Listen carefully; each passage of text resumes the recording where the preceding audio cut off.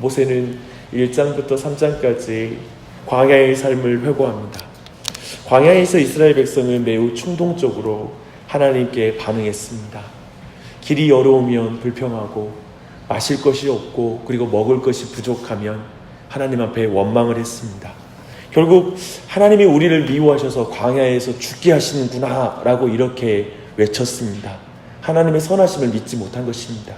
쉽게 말해서 정말 죽다 살아난 자녀가 나중에 성장해서 부모에게 왜 나를 낳아서 이렇게 고생시킵니까? 차라리 나치를 맡던지 아니면 죽게 내버려 두던지 하지요 라고 말하는 것과 같습니다. 1장부터 3장은 그런 하나님에 대한 관점, 즉 선하신 하나님을 신뢰하지 못하는 이스라엘 백성의 그 관점을 교정하고 있습니다. 하나님의 선하심을 말씀하고 있는 것입니다. 그리고 광야는 그런 의미에서 하나님의 백성이 하나님에게 무엇을 드린 장소가 아니었다.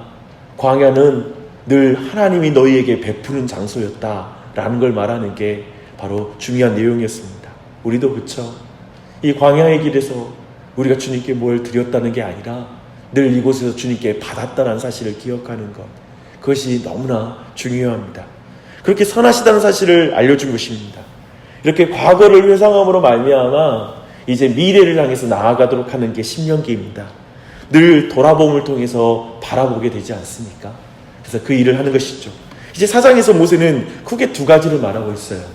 그 첫 번째는 어떻게 가나안 땅을 정복할 수 있는가라는 질문에 대한 답입니다. 1절 보십시오. 이스라엘아, 내가 너희에게 가르치는 규례와 법도를 듣고 준행하라. 그리하면 너희가 살 것이요 너희 조상의 하나님 여호와께서 너희에게 주시는 땅에 들어가서 그것을 얻게 되리라 라는 것이죠. 땅을 얻는 비결은 군사 전략이 아니라 바로 하나님의 말씀에 순종하는 것이다 라고 말씀하고 있습니다. 그래서 하나님의 전쟁은 거룩한 전쟁이라고 부릅니다. 전쟁을 하는 방법에도 구별되기 때문에 그렇습니다. 독특하기 때문에 바로 거룩한 전쟁입니다. 좀 더 보십시오. 1절, 5절, 14절을 보면 하나님의 말씀이 하나님의 군대의 중심에 있어야 된다는 걸 분명히 말하고 있습니다.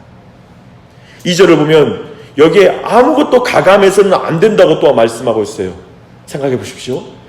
말씀을 전하고 있는 모세도 하나님의 말씀에 가감하고 있지 않습니다. 그리고 듣는 자도 하나님의 말씀을 가감하여 들어서는 안 된다고 말하고 있습니다. 부분적인 순종이 아니라 완전한 순종을 요구하고 있는 것입니다.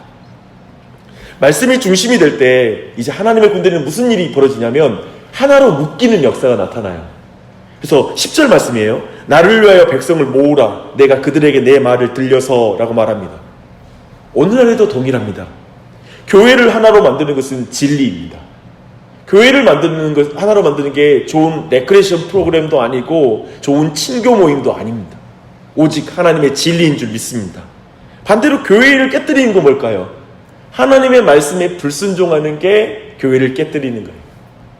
생각해보면 그래서 교회를 하나 되고 깨뜨리는 이 원리 안에서 우리는 인간적인 마음으로 하나가 될 수 없어요. 그냥 우리의 분위기로 하나가 될 수는 없어요. 온 교회가 하나님의 진리 앞에 순종하고 그 진리 앞에 엎드리는 갈망만이, 그 추구하는 중심만이 교회를 하나 되게 하는 줄 믿습니다. 그런 은혜가 있었으면 좋겠습니다. 이것이 분별이 되어야지 우리는 교회의 많은 문제가 교회를 분열시키는 요소가 아니라 진정 우리에게 하나님의 말씀에 대한 갈망이 없어서 이렇구나 라는 이런 분별법이 생깁니다. 그래서 그런 것은 매우 중요하죠. 말씀을 중심으로 하나가 된 이스라엘 백성은 어떻게 될까요? 말씀 보니까요, 6절 말씀 보니까 이방인이 칭찬하게 될 것이라고 말하고 있습니다. 왜 그럴까요? 8절을 보니까요, 오늘 내가 너희에게 선포한 이 율법과 같이 그 규례와 법도가 공의로운 큰 나라가 어디 있느냐라고 말하고 있습니다. 이방인들이 말씀 앞에 충성되어 하나 된 이스라엘 백성을 칭찬하는 이유는 뭐냐면 너무나 공의로운 나라이기 때문에 그렇습니다. 하나님의 나라는 왕이라 할지라도 약한 자의 논밭을 빼앗을 수 없는 나라이거든요. 즉 가진 자, 강한 자를 위해서 모든 나라, 제국의 역사와 지금까지도 다 강한 자와 법을 만드는 자들의 이익을 대변하는 게 법이었습니다. 그런데 오직 하나님의 법은 하나님을 위한 것이거든요. 그래서 이처럼 공의로운 법은 역사상 존재하지 않는 것이죠. 참으로 역사상 그런 나라는 없었다라고 성경은 말하고 있습니다. 그래서 말씀에 충성되어서 하나가 되어 율법을 지킬 때 그 나라는 가장 공의로운 나라가 되는 것이죠. 그렇게 되면 이방 사람들이 그 나라를 칭찬할 것이라고 말하고 있습니다. 그래서 9절부터 14절은 하나님의 말씀을 배우고 행하고 가르치라고 말하고 있습니다. 지난 주일에 수문앞 광장에서의 사경회, 에스라 사경회가 바로 그런 자리였습니다. 가정마다 말씀을 배우고 행하고 가르치는 은혜가 있길 바랍니다. 아멘. 우리 교회가 그런 은혜가 있었으면 좋겠습니다. 이제 사장에서 모세가 두 번째 말씀하는 게 있습니다. 뭐냐면 가나안에서 어떻게 살아야 하는가라는 게 두 번째 사장에서의 질문입니다. 이것은 우상을 숭배하지 않는 것으로 요약됩니다. 마치 에덴 동산에서 선악을 알게 하는 나무의 열매를 주시면서 먹으면 반드시 죽으리라고 말한 것처럼 동일한 내용을 반복해요. 너희가 가나안 땅에 들어가서 우상을 따르면 너희는 그 땅에서 정말 그 땅에서 하나님이 주신 선물들을 못 누릴 뿐만 아니라 그 땅이 다른 사람에게 빼앗길 것이라고 이렇게 경고하고 있습니다. 창세기와 동일한 명령이죠. 그렇다면 이 말씀에 대한 보증이 뭘까요? 하나님이 이 말씀 주잖아. 너 그 땅에 가면 순종하면 그 땅을 빼앗기지 않고 모든 걸 누릴 거야. 하지만 순종하지 않으면 저주가 있어. 라는 이 말씀은 아마도 이 말씀에 대한 확실한 보증은 창세기부터의 역사일 것입니다. 보십시오. 32절부터 43절의 내용을 한 절에 요약하면 32절이에요. 내가 있기 전 하나님이 사람을 세상에서 창조하신 날부터 지금까지 지나간 날을 상고하여 보라. 하늘 이 끝에서 저 끝까지 이런 큰일이 있었느냐. 37절입니다. 여호와께서 내 조상을 사랑하신 고로 그 후손이 너를 택하시고 큰 권능으로 친히 인도하여 애굽에서 나오게 하시며. 모세는 창조 때부터 출애굽 등 그 이스라엘 역사를 통해서 하나님이 너희를 지금까지 사랑해 왔다. 이게 바로 증거이다. 이 사랑을 떠나면 너희들은 그 땅에서 쫓겨나지만 이렇게 신실하게 사랑한 그 하나님의 은혜 앞에 서면 그 땅에서 너희들이 장구할 것이다 라고 말하고 있는 것입니다. 이것을 생각하며 율법을 지키라고 지금 말하는 거예요. 그 역사의 사랑을 들려주면서. 그냥 율법을 지키는 것은 사랑 없는 종교가 됩니다. 율법주의가 됩니다. 그러나 받은 사랑을 기억하며 율법을 지키는 것은 바로 복음의 원리가 적용된 율법 지킴입니다. 그걸 원하는 거예요. 하나님은 역사를 바라라고 말하는 건 그냥 율법 지키는 게 아니에요. 사랑으로 율법을 지키는 것입니다. 이렇게 하고 5장의 십계명 말씀으로 들어가는 거예요. 이렇게 하나님의 구원의 사랑을 기억하게 하며 십계명을 전하는 것이 출애굽기 20장에서 처음 십계명을 주실 때와 동일한 구조예요. 출애굽기의 십계명 시작이 어떻게 시작되죠? 이렇게 시작되거든요. 나는 너를 애굽 땅 종되었던 집에서 인도하여 낸 내 하나님 여호와니라 라고 시작되거든요. 이 말은 곧 뭡니까? 구원의 사랑을 받은 자에게 주어진 것이 바로 십계명이다 라는 뜻입니다. 십계명으로 너희들이 구원을 얻을 수 있는 게 아니라 십계명은 구원받은 자가 지키는 것이다 라는 의미입니다. 십계명은 무엇입니까? 율법의 요약입니다. 십계명의 구조는 두 가지입니다. 하나님 사랑과 이웃 사랑입니다. 하나님 사랑과 이웃 사랑의 시작은 어디에서 시작된 것입니까? 삼위일체 하나님 그분이십니다. 우리는 삼위일체 하나님 뭐라고 부르죠? 하나님은 사랑이시니라 라고 부릅니다. 그래서 삼위일체 하나님은 서로 사랑하는 분이셨고요. 그리고 인간을 창조하고 그 사랑을 우리에게 나누어 주신 분이십니다. 그래서 십계명을 한마디로 사랑이신 하나님을 닮아가는 게 바로 십계명입니다. 그래서 하나님을 닮아라. 사랑이신 하나님을 닮아라 라는 게 십계명의 요약입니다. 그래서 십계명은 거룩해요. 즉 하나님이 거룩하시거든요. 그래서 다른 신은 없다라고 말합니다. 1계명이죠. 또한 하나님은 충성되십니다. 그래서 우상은 없습니다. 오직 유일하신 하나님만을 섬길 뿐입니다. 하나님은 친절하십니다. 그래서 하나님의 이름으로 다른 사람을 저주하는 것은 타당치 않습니다. 함부로 그 이름을 가지고 다른 사람을 저주할 수 없습니다. 그리고 하나님은 사랑이 많으십니다. 그래서 다른 사람이 안식일에 일하도록 강요하거나 학대할 수가 없습니다. 그리고 하나님은 보호하시는 분이십니다. 그래서 아버지와 어머니를 존중해야 됩니다. 하나님은 관대하십니다. 그래서 도둑질하지 말고 탐내서는 안 됩니다. 하나님은 신실하십니다. 그래서 간음해서는 안 됩니다. 하나님은 참되십니다. 그래서 우리는 거짓 증거를 해서는 안 됩니다. 이게 바로 십계명입니다. 그래서 하나님을 닮는 거예요. 십계명은. 주 안에 사랑하는 여러분, 사실 십계명은 사실 우리의 죄를 드러내는 기능이 있습니다. 그러나 그런 의미에서 십계명에 대한 우리의 가장 우선된 반응은 회개일 수 있습니다. 그래서 종교개혁가들이 십계명을 읽을 때마다 회중들이 주여 우리를 긍휼히 여기소서라고 기도하게 했습니다. 십계명은 우리에게 지킬 힘을 주는 것은 아닙니다. 다만 우리에게 십계명은 하나님의 성품을 계속 알려줘요. 그리고 너는 이 성품을 닮아가야 돼 라는 걸 끊임없이 가르쳐주는 게 십계명입니다. 하나님은 사랑이시여, 하나님을 사랑하고 이웃을 사랑해라 라는 걸 계속 가르쳐주는 게 바로 십계명입니다. 이스라엘은 하나님의 주신 땅에서 이 하나님을 닮은 자로 서는 게 사명이에요. 그게 정체성이에요.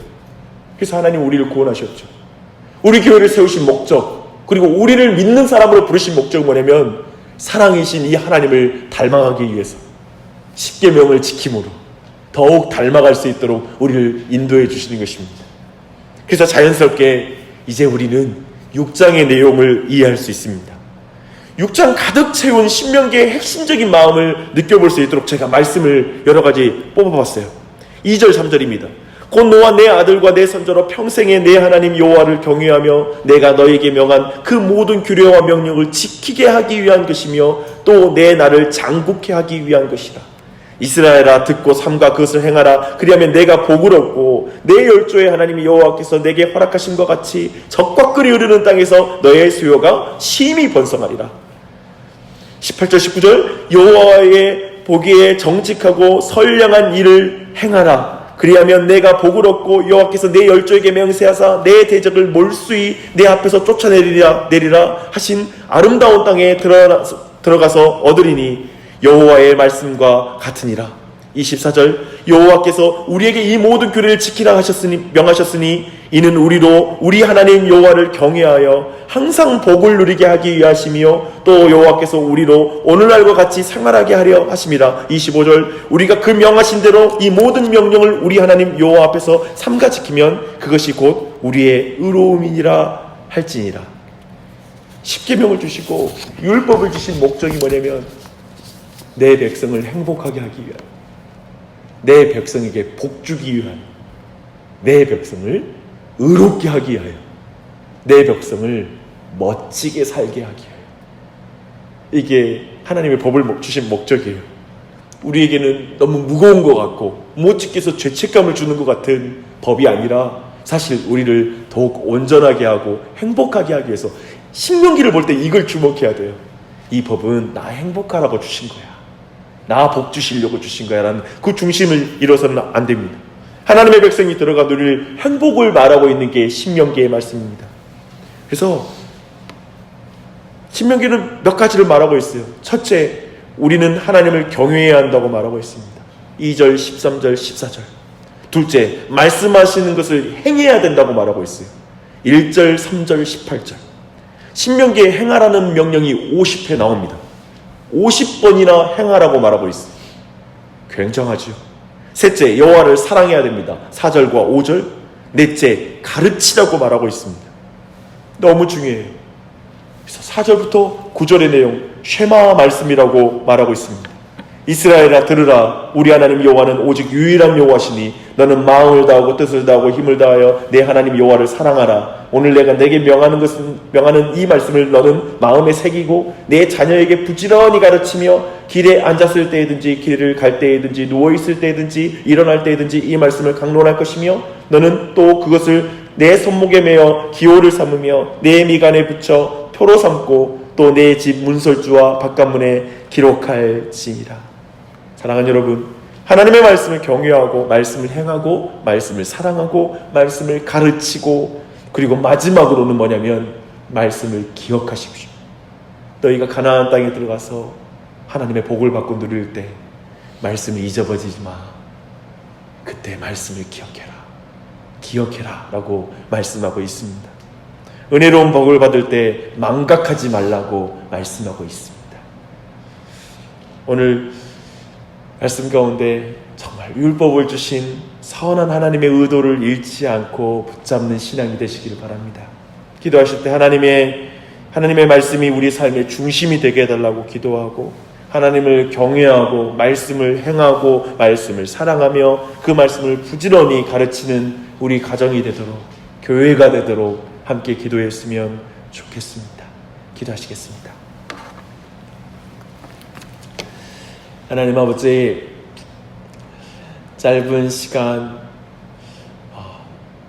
신명기 4장부터 6장까지의 말씀을 이렇게 요약하며 나눴습니다. 지난 주일 말씀처럼 하나님의 말씀을 듣고 이해할 때 부흥이 일어나는 걸 믿습니다.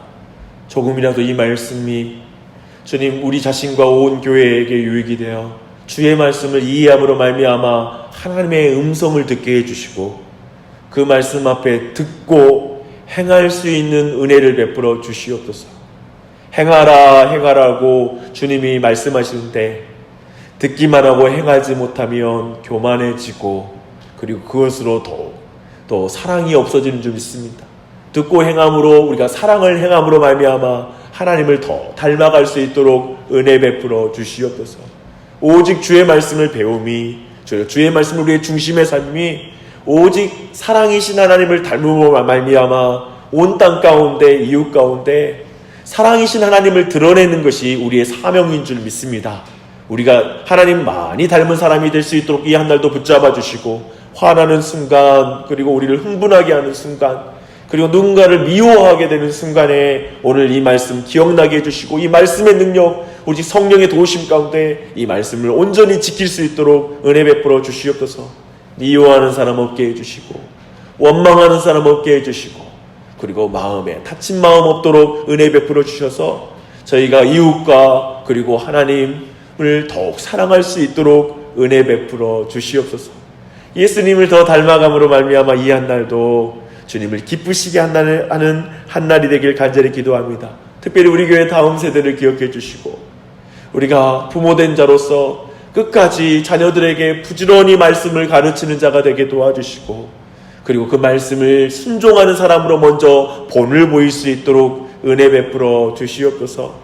특별히 교회가 공간 확장을 놓고 기도하고 있습니다. 어제는 공간을 계약하였는데 이제 그 모든 자리를 채우고 공사하는 과정을 인도해 주시되, 그 자리를 우리가 확장한 이유가 주의 말씀을 부지런히 가르치고 더 잘 가르치고 더 우리 자녀들에게 하나님의 말씀을 증거하기 위해서 우리가 그 공간을 확장합니다. 주님은 우리의 모든 것을 아십니다.